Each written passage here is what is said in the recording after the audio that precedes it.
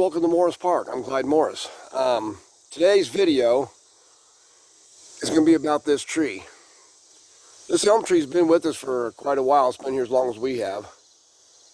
And it's been the only tree that's been disease resistant to Dutch elm disease that's been in our place here.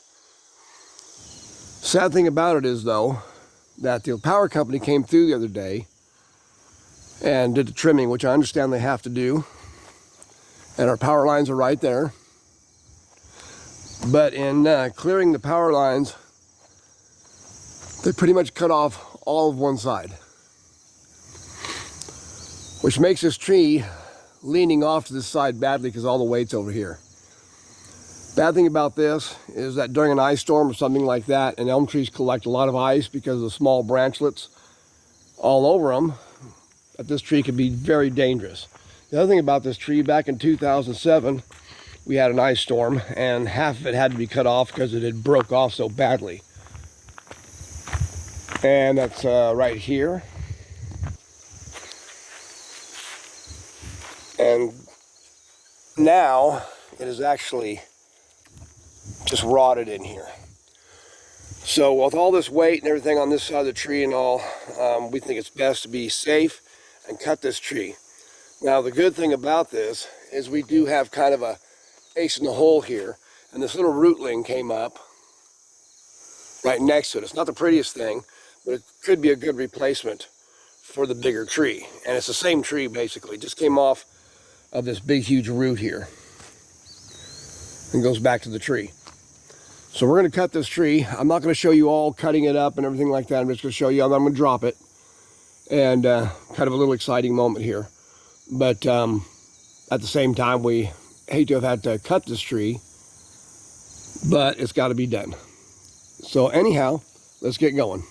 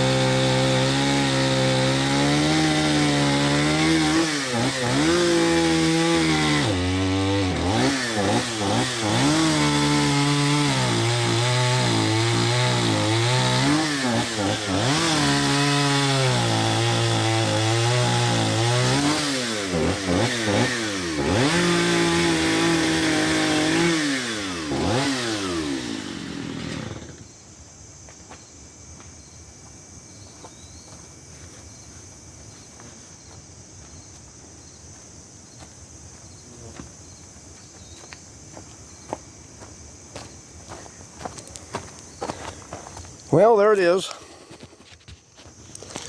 Got the tree down. All I got to do is pretty much cut it up now. This tree won't go to waste.